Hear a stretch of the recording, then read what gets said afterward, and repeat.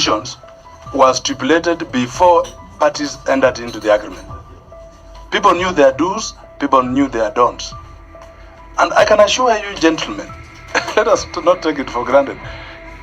Breach of contract is a very serious problem.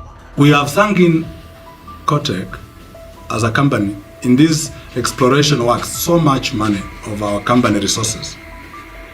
We will not let this threat of revocation be affected. The war for control of Kenya's precious mineral resources appears to be shaping up as a battle of titans. It's a battle pitting the Mining Cabinet Secretary Najib Balala against Kotek Mining Kenya Limited, which grabbed headlines last month ostensibly for hitting a jackpot in Kwale's Mrima Hills. On our find, this find you've been hearing us talking about $100 billion, which is roughly 8.5 trillion Kenyan shillings. It's genuine, it's confirmed. We have expert verification. It was this announcement that threw a spanner in the works, with the Ministry of Mining calling a news conference Monday this week to set the record straight. We are revoking all licenses from the 15th of January to date. Today, though, Kotek introduced a new twist into the unfolding saga, whose price is trillions of shillings. The Minister of Mining was demanding Kenya shillings 80 million from Kotek Mining Company Limited, and that if the company did not honor the payment, the minister has threatened to cancel the licenses issued. We need to talk about Jacob Juma, and in this episode, we shed light into his controversial and sleazy tenderpreneur days, his turning point when he became an anti-corruption crusader, exposing the corruption within the Ruto government, and his assassination, which was evidently orchestrated by Kenya's top politicians, who he exposed for their corrupt dealing.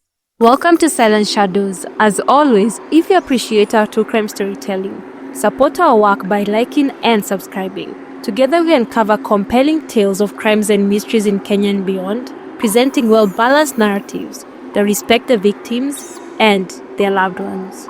Jacob Juma was born in 1971 in Mugore village, Bungoma County. He came from a very humble background, but despite his parents having limited financial means, they tried their best to ensure he received a good education. Juma attended Mugore Primary School before joining Bungoma Boys High School in 1986.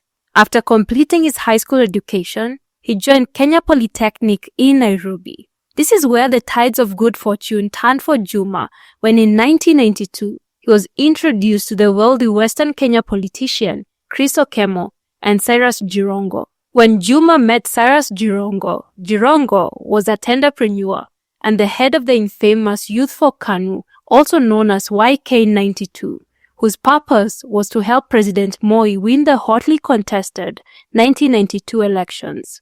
One thing to know about the Youth for KANU leaders is their proximity to power made them rich at a very young age. Of course, this money came in the form of cash, bankrolled by the Central Bank of Kenya to fund the 1992 general election under Moi's instructions, but also through kickbacks for their loyalty to Moi. Some of the kickbacks Jirongo received included big government tenders awarded to his two companies, Cypher Projects International and Sololo Outlets Limited. One of the biggest tenders he ever secured, worth 1.2 billion Kenyan shillings, was to build Hazina Estate in Nairobi for the National Social Security Fund, NSSF. At this time, Juma was essentially Jirongo's errand boy and mentee, and Jirongo would help Juma out financially by even paying for his school fees at the Kenya Polytechnic. 3 years after meeting Jirongo and learning the ropes of being a tenderpreneur, at the age of 24 in 1995, Juma registered a company called Juma Construction Limited. Shortly thereafter, he secured his first tender to build a dining hall at the Cooperative College in Karen, Nairobi. This was a small project worth about 1.5 million Kenyan shillings. In an interview with Nairobi Business Monthly in September 2013, Juma claimed to have made 500,000 Kenyan shillings in profit from this project. Part of this profit, along with a bank loan, funded his next big construction project, which he won a tender for, of course. The project involved building the Lugulu-Maxela Road and the Naisibo-Naituri Road, at a cost of 52 million Kenyan shillings. From these projects, he pocketed 10 million Kenyan shillings in profit. Next, he worked on the Mungati-Bunyofu Road in his hometown of Bungoma County for 156 million Kenyan shillings, followed by the Kithimani-Makutano Road in Machakos County, and these are just but a few of the projects Juma worked on. He completed all these projects between 1997 and 2000, which made him a multi-millionaire when he was still in his 20s. The thing about being a tenderpreneur is that having one company is never enough. You need multiple companies as part of the game. Therefore, in the late 90s, Jacob Juma registered another company, which he named Juma Construction. A man named Charles Malenya was his co-director, but he exited the company not long after it was formed. After Charles left, his position was taken by Jacob Juma's wife, Mrima. Through this company, Jacob Juma continued to win government tenders to build roads. However, he did not fulfill some of his contracts. For example, he secured the tender to tarmac the Musikoma-Buyofu Road in Ambale constituency, Busia County, but he took the money and failed to complete the project.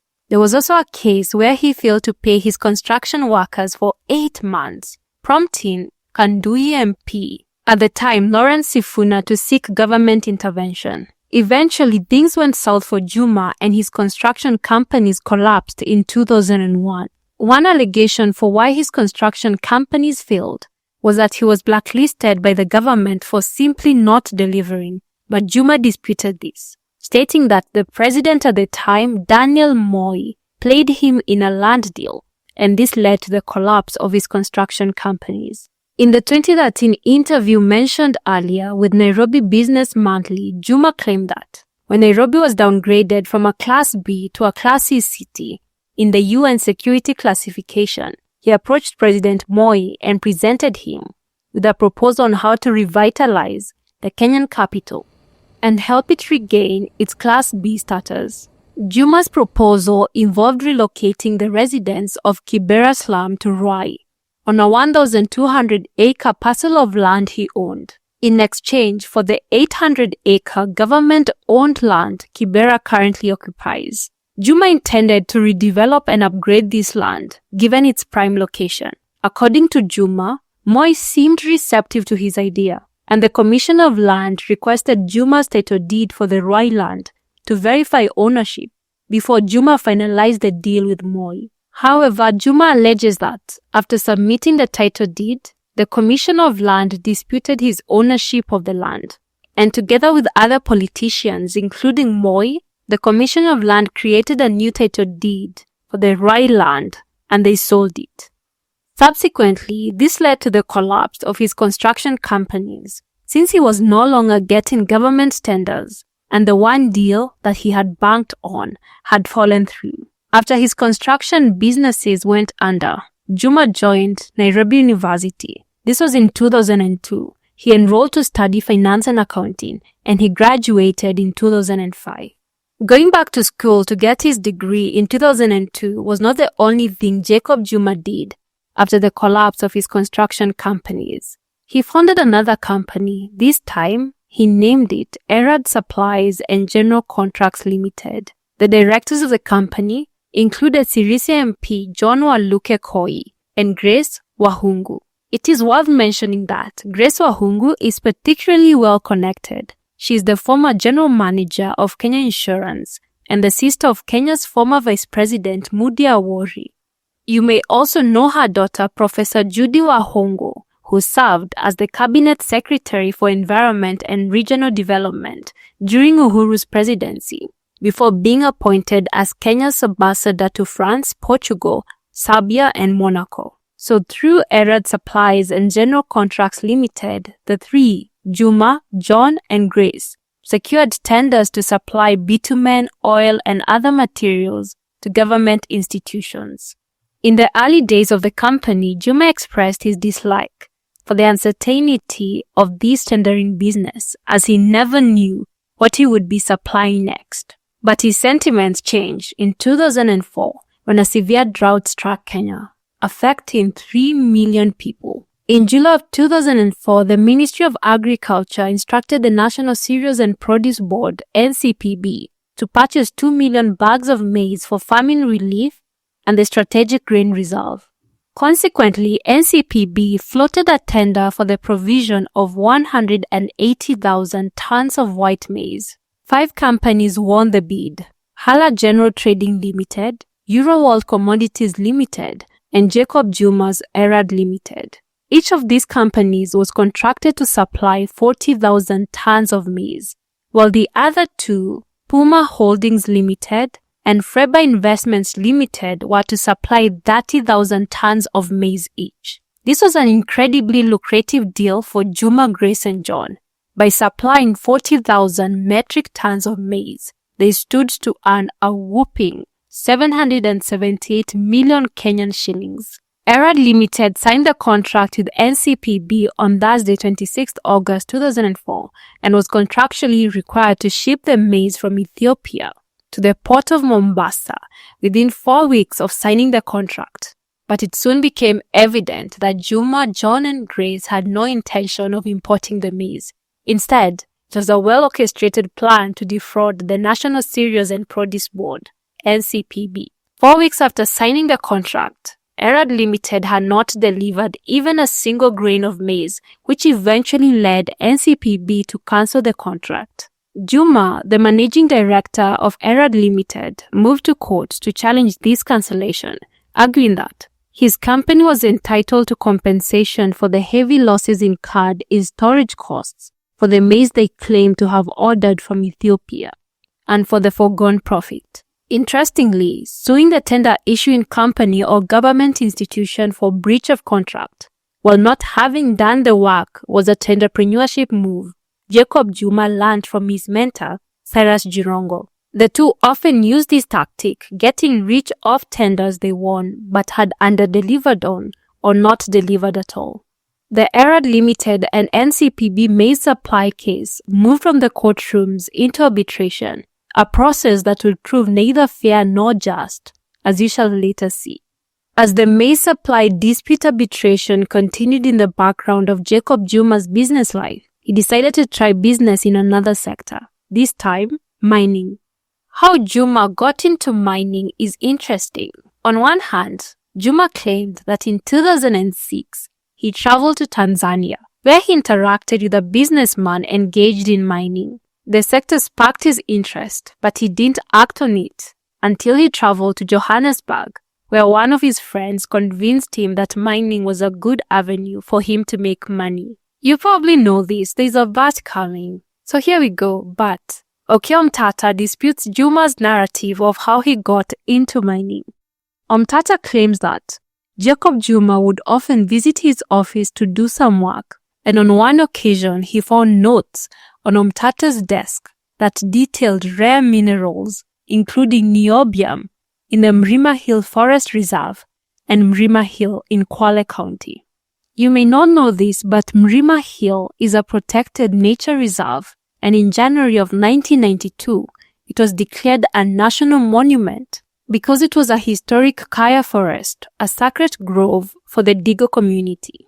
In 1997, a Gazette notice under the Mining Act prohibited all prospecting and mining in Mrima Hill. Omtata further claims that after Juma stumbled across these notes on his desk, he moved quickly, and in 2007, Jacob Juma registered another company, this time a mining prospecting company called Kotek Mining Limited Kenya. The setup of Juma's mining company is a little bit complicated, as 70% of his company was owned by two mining companies registered in the UK, that is Kotek Mining and Sterling Capital Limited. In turn, Kotek Mining UK and Sterling Capital were owned by a Canadian mining company called Pacific Wildcat Resources.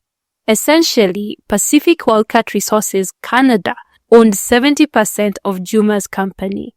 Remember, Mrima Hill and its forests are protected under Kenya's mining laws, and all prospecting and mining are forbidden there. However, Juma bribed the then mining commissioner Lord Jomon Biwott allegedly and in April 2008, Lojomon issued Kotek Mining a prospecting license, granting them full and exclusive rights to prospect and explore all minerals in the Mrima Hill Forest Reserve, including niobium and rare earth minerals. Mining niobium is a very lucrative business, since niobium is a component in high-strength steel, and it's used to manufacture electronics and metal alloys for jet engines. Mining niobium was going to be the biggest deal in Jacob Juma's life. Since the niobium deposit at Mrima Forest Reserve and Mrima Hill was one of the largest in the world and was worth 600 billion USD approximately.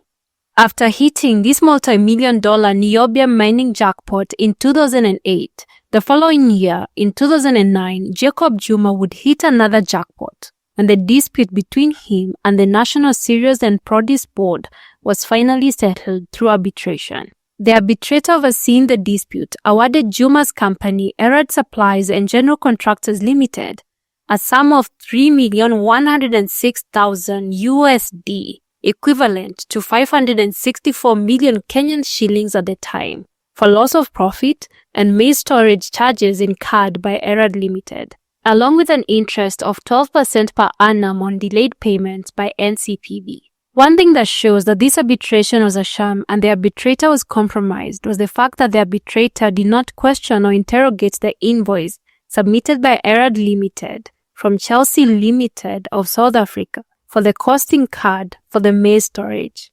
NCPB then moved to the High Court to contest the decision, arguing that it reeked of corruption and pure theft of public funds. They even presented damning evidence showing that the arbitration was a sham and that Erad Limited had defrauded NCPB. The evidence tabled by NCPB in the High Court revealed that the company which Erad Limited claimed had supplied them with the maize, namely Ropak CC International, was not even in the agriculture business, but was registered in South Africa as a company offering financial and real estate services. Additionally, the NCPB presented evidence showing that Chelsea Limited, also in South Africa, did not offer services for storing agricultural produce. Therefore, there is no way Erad Limited had incurred such hefty storage fees storing maize with them. Despite of all this evidence showing that Erad Limited had scammed the NCPB, Erad Limited greased the hands of the High Court judge who was handling the case, Justice Leonard Njagi, and he ruled in Erad's favor, dismissing NCPB's case on 28 October 2011. The NCPB was not giving up, and they moved to the Court of Appeal. And whilst the NCPB moved to the Court of Appeal to fight Erad Limited, Jacob Juma went to court with a request for the arbitration decision to be executed, meaning he wanted to recover the 564 million Kenyan shillings his company Erad Limited had been awarded in arbitration. During this time, things were looking up for Jacob Juma financially. In addition to the big award he got from the maize supply dispute arbitration, the mining commissioner Lojomon Biwott renewed Kotek Limited's mining prospecting license at Mrima Hill and the Forest Reserve. Remember, these areas were legally protected against mining. Jacob Juma was now flying too close to the sun. As March 2013 came and Kenyans went to the ballot, Uhuru Kenyatta was elected president and William Ruto as his vice president. Uhuru, as the president-elect, issued a decree to all ministry officials under the outgoing Mwai Kibaki's government, instructing them not to issue any new contracts or licenses on behalf of his incoming government. Perhaps Juma thought that securing the license during this period of power transition would mean he wouldn't have to start applying for his mining license from scratch once the Jubilee government took office and appointed new government employees, including those in the mining ministry and commission. 2 days after Kenya's general election in 2013, Jacob Juma planned a meeting between himself, executives from Pacific Wildcat Resources Canada, and key government officials here in Kenya. The meeting was a success, and on 22nd March 2013, the issuance of the mining license to Juma's Kotek Mining Limited was gazetted. 4 days later, On 26 March 2013, Jacob Juma received an exclusive 21-year mining license. A few weeks after securing the license, which had taken them almost 5 years to obtain, the executives of Pacific Wildcat Resources Canada, who own 70% of Juma's company, visited Kenya, and together with Juma, they met with the newly elected president, Uhuru Kenyatta, to discuss growing the country's mining sector. However, things took a drastic turn in May of the same year when Najib Balala was appointed as the cabinet secretary for mining. Balala began advocating for the nationalization of Kenya's mining sector, claiming that the country was not benefiting enough from its mineral resources as much of the mining was being done by individuals and international companies. Of course, knowing our politicians, they did not have Kenya's best interests at heart. They just wanted a slice of the huge profits that Jacob Juma's company was about to make by mining niobium at Mrima Hills. When Jacob Juma sensed that Balala's rhetoric would translate into action and that he was about to target him and his mining activities at Mrima Hill and its forest reserve, Juma met with Balala at his house in July of 2013. Jacob Juma alleged that Najib Balala demanded 80 million Kenyan shillings from him during this meeting, or else he would cancel his mining license. Following this demand by Najib Balala, Jacob Juma moved to the Ethics and Anti-Corruption Commission of Kenya EACC on 29 July 2013 and reported Balala for bribe solicitation. Nonetheless, Najib Balala cancelled Kotek's mining license on 5th August 2013. Kotek's license was not the only one cancelled. The licenses of 42 other mining companies were also cancelled by Balala. After Najib Balala cancelled Kotek's mining license, Jacob Juma would call for a press conference accusing Balala of corruption. And of course, Balala also called for his own press conference to counter these claims. Mining Cabinet Secretary had to suspend his Eid al-Fitr celebrations for a while to respond to the allegations soon after he left the mosque. My track record is very clear on issues of corruption, and if it's money, I don't need money. Thank God, I am hardworking and I will not need what he wants to offer. To back up his claims, Juma placed a call to, according to him, the suspended Commissioner of Mining, Moses Masibo, who was apparently present as Balala demanded for the 80 million shilling bribe. How much was it? 80 million. 80 million. That you will revoke our licenses. What we were doing as a government, we knew people will hit back, so we were ready. Being legal, we will go legal. Being allegations like this, which are unfounded, we will know how to deal with them. The reason why the other companies have suffered the fate of cancellation is not that the Commission of Mines did not follow the law. It's because of extortion bribery claim from Kotek that was declined by ourselves. We are reviewing not only Kotek as one company, we are reviewing 43 licenses. And I've made it very clear that if you think and you believe strongly and the task force clears you, then definitely you deserve to get a license. The Cabinet Secretary insists that Kotek's license should be scrutinized because he suspects it was issued unprocedurally. What I feel, and it is suspicious, when all of us were at Bomas, waiting for the results and the announcement of who is the winner, and then you were in an office somewhere, issued a license on the 7th of March, then there must be something serious. As and when the government gives us the license, it is not our prerogative. Remind. Belongs to Kotek Mining Limited for the coming 21 years, effective 7th of March 2013. We want to review all these licenses from January, when Parliament is dissolved, till the 15th of May. Yeah? Review them. Whatever is good, we are going to reinstate them and reissue them. Whatever is bad, we are going to cancel them. As simple as that. Why is Juma panicking to this? Jacob Juma now says his company, Kotek, plans to take the battle to court, not just in Kenya, but also in London and France. This has been very expensive for Kotek. And I can assure you that we shall not lose a single penny. That I can assure you. The country director of Kotek Mining Kenya Limited claims the company will demand a minimum of 10 billion shillings in compensation if its license won't be reinstated. About a year after the cancellation of the mining license, this is in 2014, one of Kotek's managing directors, David Anderson, alleges that he met with Balala and Deputy President William Ruto to try to resolve the matter.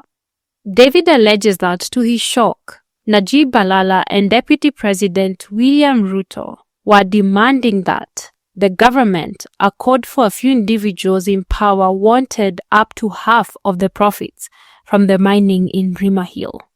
Keep in mind that when the mining license cancellation debacle was going on, the maize supply case was still ongoing, and Erad Supplies and General Contract Limited applied for a garnishee and attachment orders in February of 2013, instructing banks where NCPB kept its money to surrender the cash to Erad Limited. These orders were granted on Friday, 15 March 2013. Consequently, 297 million Kenyan shillings belonging to NCPB and held at KCB Bank were transferred to Erad Limited. Erad Limited, through auctioneers, also raided NCPB offices and seized vehicles and furniture. However, the money and assets recovered by Erad Limited were nowhere near the 594 million that they had been awarded in arbitration. The one asset NCPB had that could have fully covered the amount was its grain reserves, and there is a very, very high chance that this is what Erad Limited, that is John, Juma, and Grace, were after. Fortunately, NCPB, through the Attorney General, obtained a court order preserving the country's grain reserves, meaning Erad Limited could not acquire them, which would have put the country in a very difficult situation. 2013 would continue to prove to be a very difficult year for Jacob Juma business-wise, as in May the same year, Parliament's newly constituted Public Investment Committee began investigating the contract between NCPB and Erad Supplies and General Contractors. But funny enough, John Waluke, the Sirisia MP, who was involved in the scandal, was one of the 27 members of Parliament who made up the committee.